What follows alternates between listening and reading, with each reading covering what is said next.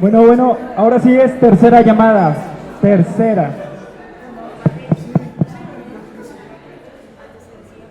Bueno, para que no se duerman, yo les voy a llevar a la playa. A la playa y a la selva de la península de Yucatán. Por favor, váyanse inspirando y arrimándose también. Bueno, mi nombre es Antonio Sierra, yo trabajo aquí en el Centro de Investigaciones Tropicales y les voy a platicar de un trabajo que hice durante mi doctorado, una parte de él. Y bueno, el título incluye turismo, instituciones y huracanes, factores de continuidad y cambio en los productos forestales no maderables en la península de Yucatán.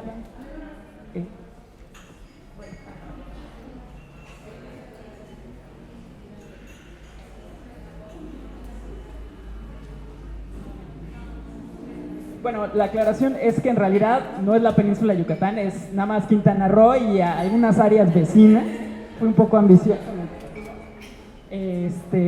Y bueno, todos sabemos que Quintana Roo es un gran destino turístico, es el principal destino turístico de toda Latinoamérica. Actualmente hay cerca de 1000 hoteles y 100,000 habitaciones, más o menos. Entonces, eso puede dar una idea de la cantidad, del impacto del mercado, de lo que hay detrás, y al año llegan más o menos 16 millones de turistas a Quintana Roo. Entonces, es una escala bestial que puede detonar toda clase de efectos económicos, y bueno, la que sigue. En este caso, como el tema es de bosques, selvas, y bueno, me daba curiosidad ver qué relación puede tener el turismo con la actividad en las selvas. Pues me concentré en estudiar las palapas. Y bueno, las palapas puede sonar algo curioso, pero en el caso de Quintana Roo la escala es gigante, ¿no? Entonces, bueno, la que sigue. Entonces, explorar estas relaciones. Y hablando de Quintana Roo, especialmente de la región centro de Quintana Roo, no podemos ignorar pues que es una zona maya, donde las palapas no es algo nuevo. Las casas mayas en muchos casos siguen siendo así, y hay un uso pues con mucho conocimiento de productos forestales maderables y no maderables, de monte más alto, de acahuales, etcétera, ¿no? Y bueno, y de repente tenemos palapas así, ¿no? Donde aunque hay ciertos elementos en común, en realidad pues son otra cosa, ¿no? Y analizando actualmente, en el contexto de las palapas turísticas, cuáles son los productos forestales más importantes, o los elementos arquitectónicos más importantes de una palapa, vemos material para el techado, postes de zapote, en este caso, que no es un producto importante, y palizada. La palizada son estos, en las remisiones viene como especies comunes tropicales de diámetro menor a 35 centímetros. Entonces es un bonche de especies que en realidad en los programas de manejo no se tiene claro qué es. Es madera, entonces aquí no me voy a clavar tanto, pero son un chorro de especies de palos de diferentes dimensiones que no se regulan de la misma manera que la madera para serrío. La que sigue. Y bueno, cuando de pronto, bueno, en realidad algo que me parece curioso es que en esa palapa que les enseñé no hay productos forestales no maderables. La que sigue. En primera, en la casa maya, esto sería hecho con palma de guano. Esto no es de palma, es de zacate. Y esto se usó para un producto forestal no maderable. Eso es un palo de chicozapote. De hecho, aquí se ven las cicatrices del chicleado, que durante años se chicleó, y ahora pues ya es un pote de palapa. La que sigue. Bueno, entonces aquí me hice varias preguntas, ¿no? ¿Qué pasó con estos productos forestales no maderables en las palapas? ¿Dónde quedó la palma de la casa maya? ¿Por qué se tumbó el árbol que da el chicle? Y estas y otras preguntas, ¿no? La que sigue. Bueno, entonces hicimos diversos tipos de métodos, tanto en los ejidos forestales, sobre todo de la zona maya del centro de Quintana Roo, pero también en otros ejidos hacia el sur. Sacamos datos en 100 los hoteles para ver qué materiales forestales estaban usando en sus palapas, un chorro de entrevistas a toda clase de actores, y archivos tanto en la Semarnat como en los ejidos forestales de los últimos 30 años en ese periodo. Y bueno, queríamos ver qué factores de cambio podemos identificar, qué tendencias y qué patrones en términos también espaciales. ¿La que sigue? Y bueno, esto es simplemente cómo ha sido la construcción de hoteles, de cuartos de hotel en Quintana Roo. Esto es nada más hasta 2012-2013. Y aquí vemos, obviamente, esto es el acumulado, pero aquí vimos periodos de construcción, ¿no? Entonces, esto es, por ejemplo, cuando se lanza como proyecto turístico el concepto de la Riviera Maya en los alrededores de Playa del Carmen, ¿no? Entonces, esto es justo el boom inmobiliario antes de la crisis del 2009, y así podemos explorar y ver la relación como un indicador de lo que pasa con la demanda de estos productos forestales. ¿La que sigue? Y bueno, también podemos ver los cambios en las maneras de manejar asociadas con nuevas normatividades y la incorporación al manejo técnico de productos emergentes, ¿no? Forestales. Y también asociado a estos cambios, un mayor control en los aprovechamientos en áreas agrícolas y en acahuales, ¿no? Bueno, que son áreas agrícolas en descanso. La que sí, anterior, por favor. Obviamente, la NOM 059, que en algunos casos les voy a platicar, y bueno, cuando se hicieron las normas oficiales para algunos productos forestales no maderables. ¿Sí? Entonces, bueno, en la península de Yucatán y en otras regiones turísticas costeras, vemos que los huracanes son un factor de cambio muy importante. Entonces, porque claramente esta es una imagen de la terminal marítima de Playa del Carmen, donde va el ferry a Cozumel, después del huracán, no me acuerdo si el Emily y el Wilma, pero pegaron el mismo año, y esa combinación de huracanes en el 2005 provocó una demanda sin precedente de este tipo de productos. Entonces, eso creó un caos en los ejidos forestales, pero no solamente en los forestales, sino ahorita les voy a platicar en otros también. Pero también tenemos huracanes que no han pegado en las zonas turísticas, sino que han pegado en las zonas forestales. Entonces, son otro tipo de procesos porque de repente hay mucho árbol dañado, mucho material que, bueno, tiene otros riesgos, y al contrario, ahí deprimen los precios, hay mucha oferta y es una rebatinga y un caos de otro tipo, ¿no? Y bueno, los procesos de cambio, donde hay una transición de la dominancia históricamente del techado, con la palma principalmente del género Zabal, y generalmente Zabal Yapa, a la dominancia de los zacates en la industria turística. Zacates en el sur de Quintana Roo es una especie invasora, bueno, creo que es nativa, pero sí tiene un comportamiento invasor en áreas degradadas. Generalmente era como, ya perdí mi terreno porque ya llegó esta cosa, es Imperata brasilensis, y de repente, pues con el boom de las palapas, pues ahora es algo muy valorado, ¿no? Y bueno, lo que vemos en las comunidades mayas, el autoconsumo de la palma continúa, pero en la zona turística, que antes sí se usaban las palmas, ahora domina casi por completo los zacates, ¿no? Y hay otros trabajos, por ejemplo, de Tere Pulido, Javier Caballero y aquí varios colegas, donde hicieron como una fotografía de esto hace unos años antes que yo, y todavía había más palma. Ahorita ya vemos que prácticamente desapareció de estos destinos turísticos la palma, ¿no?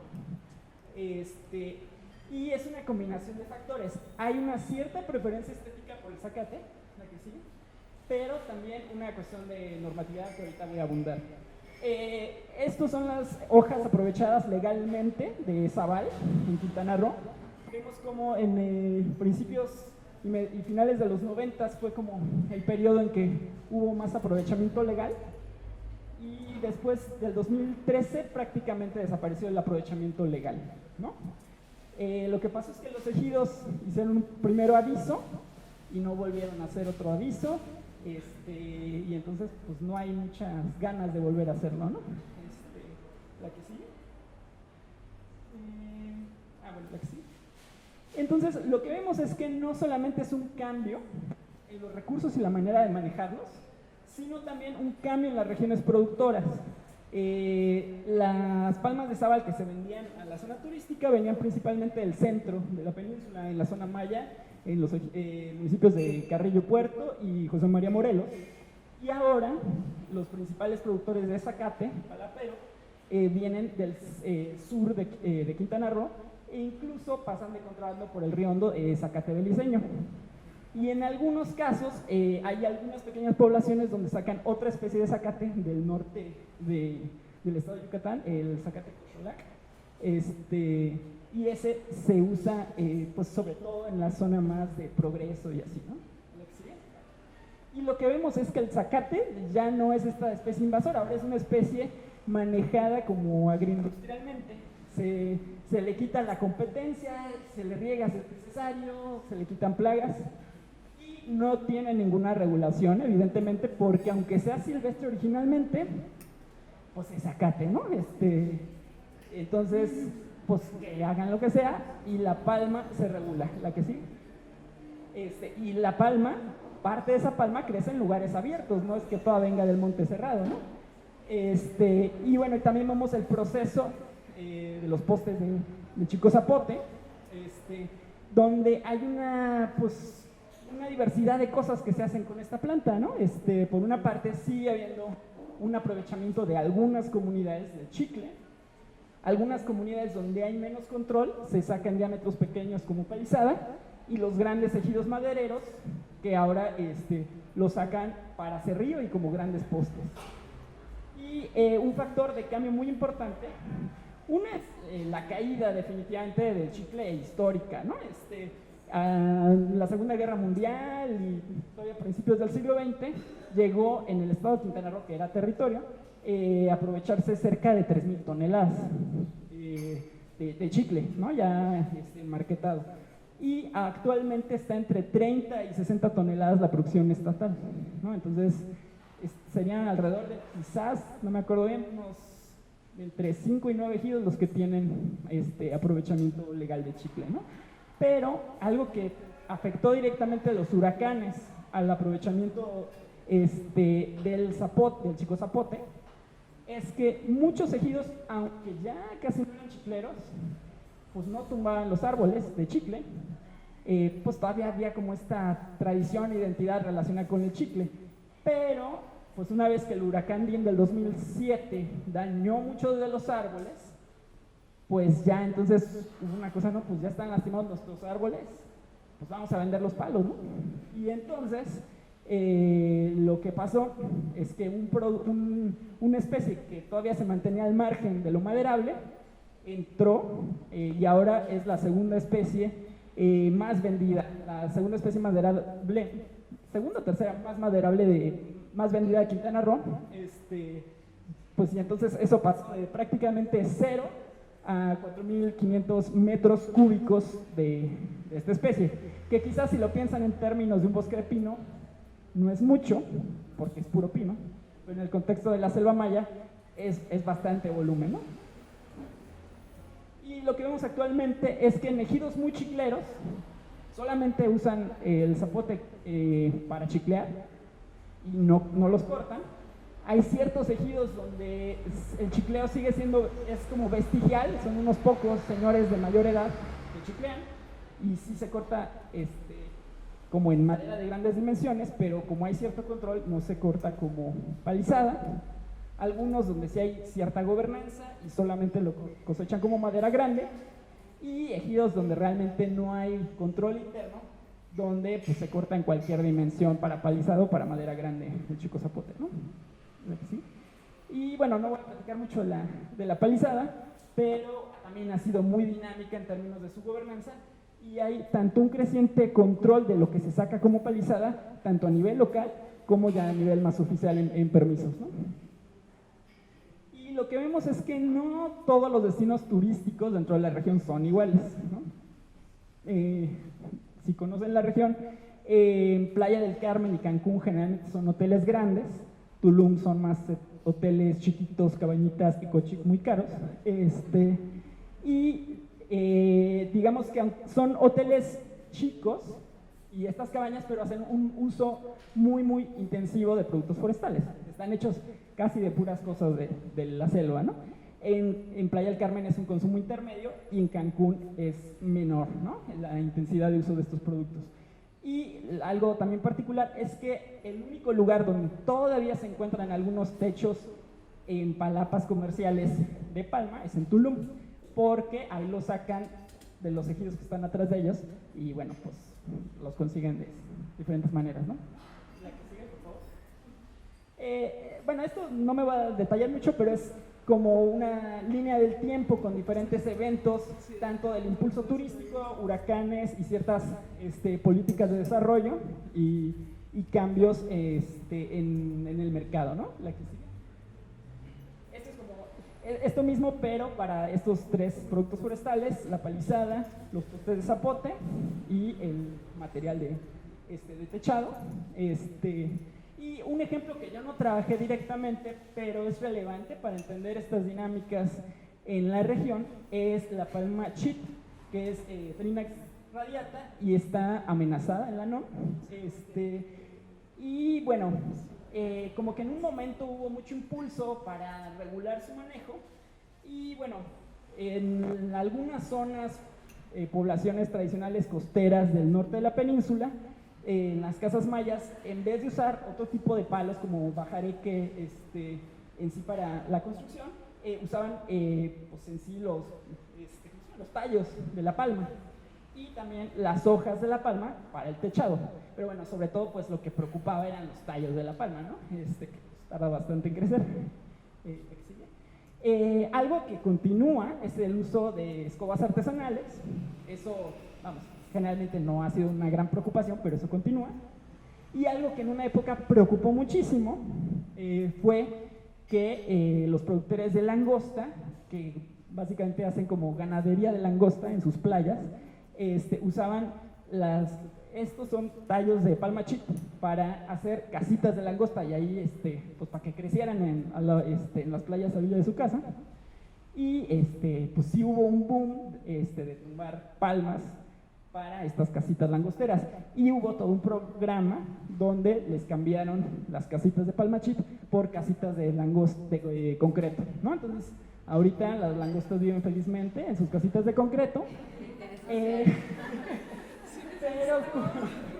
pero como que la preocupación por la palma chip continuó. ¿La que sigue? Y entonces desde Vida Silvestre se propuso y se trabajó en un programa, en un plan de manejo tipo, algo que había hablado Anortiz Monasterio por ahí, y en realidad pues suena bien la idea, pero que yo sepa nunca se aplicó, ¿no?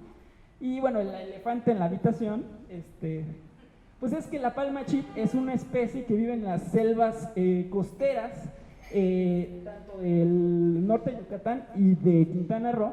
Es una especie caribeña, pero pues justo es ahí donde construyen los hoteles. Entonces, mucho permiso de aprovechamiento, pero pues si se hace cambio de uso de suelo para un hotel, pues ahí va la palma, ¿no? Y entonces, bueno, sí ha habido algunas acciones de la Profepa para clausurar playas por dañar a la famosa palma chip, pero en realidad, pues el mayor impacto viene de ahí y pues no de otro tipo de aprovechamientos que continúan a muy baja escala, porque ya les hicieron a las langostas sus casitas de cemento, ¿no? Y bueno, también para que vean lo dinámico que es el sector ligado a la demanda turística, pues vemos estos matapalos, ¿no? Bueno, donde está el hospedero y el ficus, la higuera, el amate, abrazándolo, y eso se vende bastante caro. De hecho, de los productos forestales más caros que se pueden conseguir en la región son estos postes con ficus. Ya sé que no es maderable, sí es maderable, pero nada más para que vean el tipo de dinámicas que se observan de cambio muy rápido y de innovación, que pues digo, sus efectos habrá que verlos, ¿no? pero ahí están. Y son cosas que no solamente se ven a escala nacional o regional. Vemos el uso, por ejemplo, de estos matapalos, tanto en Quintana Roo, en Jalisco y en Fiji, ¿no? Entonces, son patrones globales que de repente los arquitectos ven en revistas de diseño alrededor del mundo y de repente los quieren aplicar en diferentes regiones, ¿no? La que sigue. Para que vean que las palapas turísticas no son tradicionales, aquí está la de Barbie. Y bueno, se ven cosas muy raras. Entonces, la innovación, para bien o para mal, es constante, y eso tiene, pues implica muchos retos de cómo manejamos los productos maderables y no maderables en contextos tan cambiantes, ¿no? Y bueno, pues obviamente hay nuevos valores sociales y económicos que transforman el uso de los recursos, ¿no?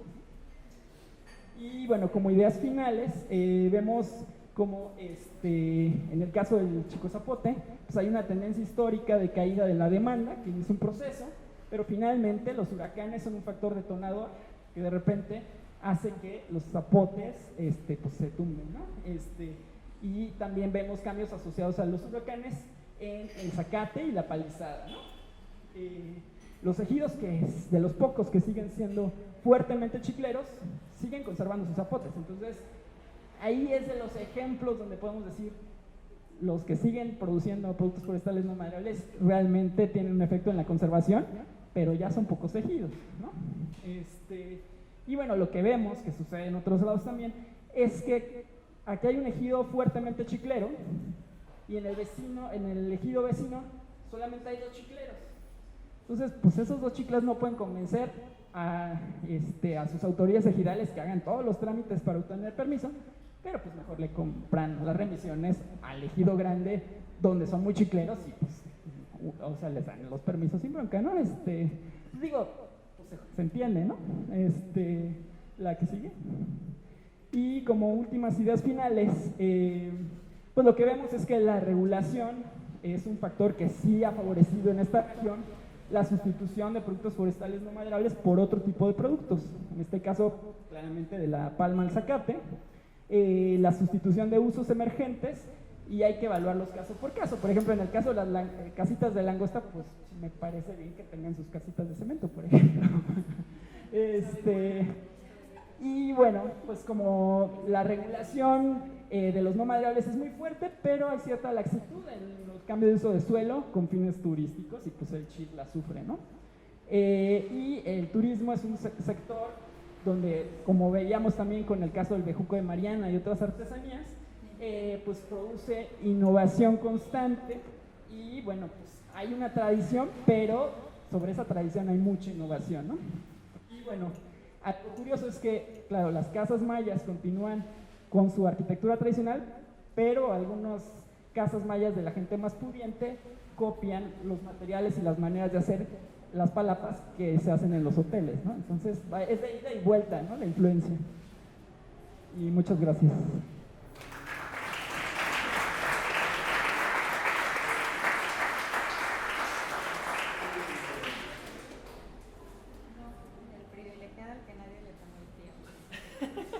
¿No tomaste? No, perdón. Ah, pues dale, ¿te puedes presentar? ¿Quién viene? ¿Quién más? No, no, a ver, pásate.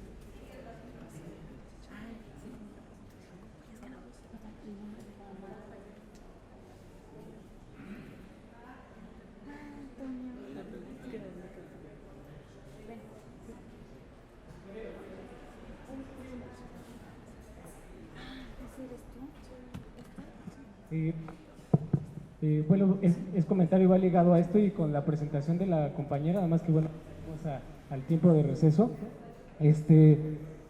Tenemos que ver en qué medida también dentro del análisis que se va a hacer también, supongo, el día de mañana, es lo que implica la normatividad del manejo de acaguales, que creo que hay un vacío muy fuerte todavía, y creo que todavía puede haber salvedades dentro de la reglamentación de la ley. Pero tiene que ver, al menos yo tengo 2 experiencias que son muy interesantes, desde el modelo silvícola peninsular, que es un sistema de aprovechamiento de palizadas muy interesante, que están aplicando un modelo similar al de bosques templados que hicieron el de Matarraza, que cuando salió la Matarraza en modelos maderables de bosques templados, pues fue tumbar todo, y pues fue así como de ¿cómo, no? La ecología, las poblaciones, ¿qué les va a pasar? Y de repente hubo un crecimiento de las poblaciones mucho más grande del que se esperaba, y eso empezó a ayudar a recuperar mucho la perspectiva del manejo comunitario silvícola, y la otra es también mantener una densidad de poblaciones nativas. En el caso del modelo silvícola peninsular es similar, donde empiezan a haber estos espacios de apertura de claros muy fuertes, pero donde lo que se fomenta es la regeneración de especies deseadas, dentro de ellas la caoba y otras que están en riesgo, ¿no?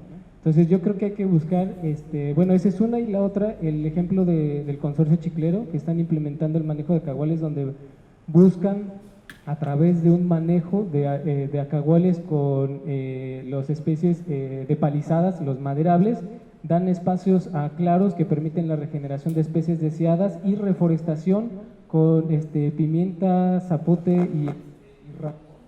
Entonces eso ayuda a que de un manejo forestal maderable ayuda a una transición de manejos de productos no maderables, que ahorita pues no es reconocido legalmente, pues porque no existe regulación, pero está en transición de modelo de manejo de acaguales, que son vegetaciones secundarias alteradas por procesos locales que pueden ser diversos en cada territorio, pero que finalmente yo creo que esa es una alternativa, ir buscando cómo el manejo de los acaguales, aunque pudiera parecer que estamos promoviendo que se mantenga el acagual, lo que estamos haciendo es que es más como un modelo, como decían, agrobosque, que ahora son nuevos conceptos, o el de forestería análoga, por ejemplo, que ese es otro concepto, que yo creo que habría que ver de qué manera estos se empiezan a implementar en otro tipo de territorios, donde por ejemplo los bejucos se empiezan a ver como un producto que se obtiene dentro de acaguales, y en vez de decir que se están yendo a áreas de conservación,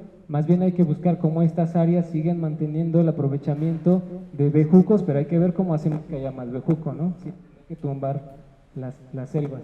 Entonces, habría que analizar esa perspectiva de los no maderables dentro de los acaguales y su normatividad. Sí, totalmente de acuerdo. Pues mañana platicamos con calma porque el tema da para bastante. Y bueno, a continuación, quiero pedirle si nos puede platicar al maestro Omar Eduardo Rocha. Él es subdirector de Manejo y Desarrollo de Poblaciones de la Semarnat, y nos va a platicar junto con José Guadalupe Pimentel, que es productor de orquídeas.